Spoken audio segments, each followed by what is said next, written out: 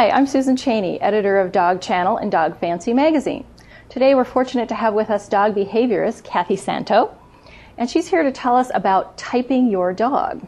Thank you, Kathy, for joining us on DogChannel. Thank you for having me. So tell us, exactly what does typing your dog mean?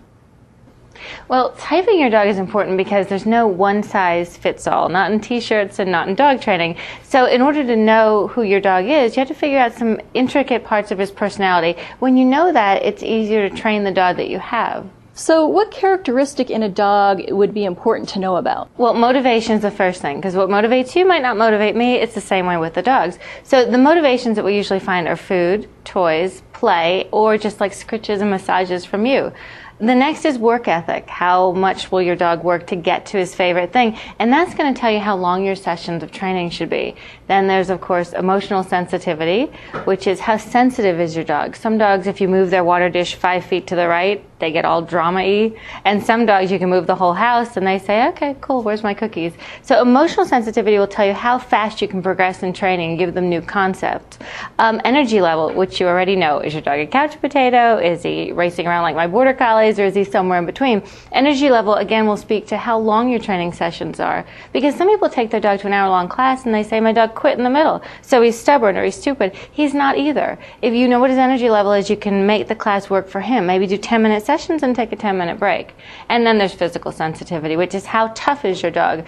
Does he pull you on the leash and not notice you're dragging behind him? Or does he, when he feels the air molecule hit him, does he scream? So some dogs are very physically sensitive, and that's going to tell you what kind of equipment you use with them. Are you going to use a harness? Are you going to use a martingale?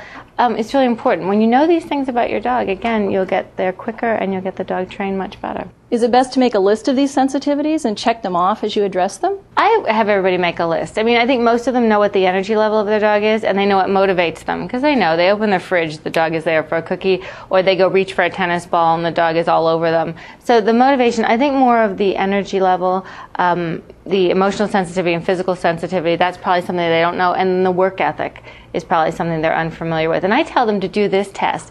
Take what your dog loves, the tennis ball, a cookie, your husband, whoever his favorite thing is, and put it somewhere he can't get, like behind the couch or under the couch. And then if he works for it and goes a long, long time trying to get to it, you know he has a high work ethic. That tells you, oh, I can have my sessions a little bit longer. The dog who goes, you know, it's under the couch, I can't get it, and walks away, that's a dog with a little bit more of a low work ethic. So your sessions would be shorter, more interesting, and also done when your dog is hungry, lonely, and bored. That's the best time to train to maximize all of these personalities. Really? Because really, if your dog has been fed or taken for a walk or played with, how interested is he going to be in training? So my feeling is get him when he has a lot of needs, when he's really hungry, when he hasn't seen you a while, and say, hey, let's play a great game, let's go outside and train. That way you don't make it a chore, you make it actually a reward. And so if you have 2 dogs, you want to go through this process with each dog? You want to go through both of them. And because they can be different. Even dogs who are litter mates could be totally different. It's like children. Even identical twins have different personalities.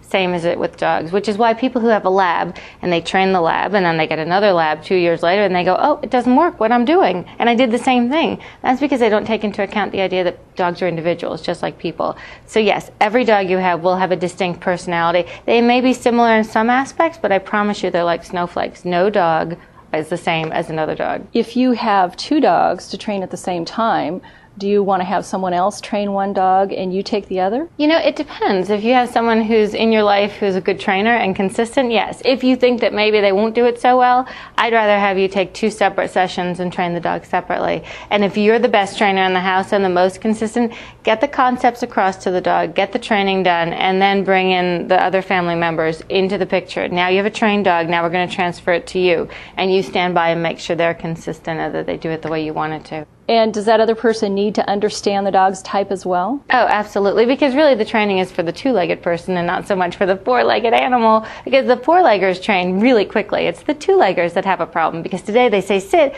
tomorrow they say sit down, tomorrow they say sit, sit, sit, sit, sit, sit, sit, and you know, it's got to be consistent. One dog, one command, based on who the dog is.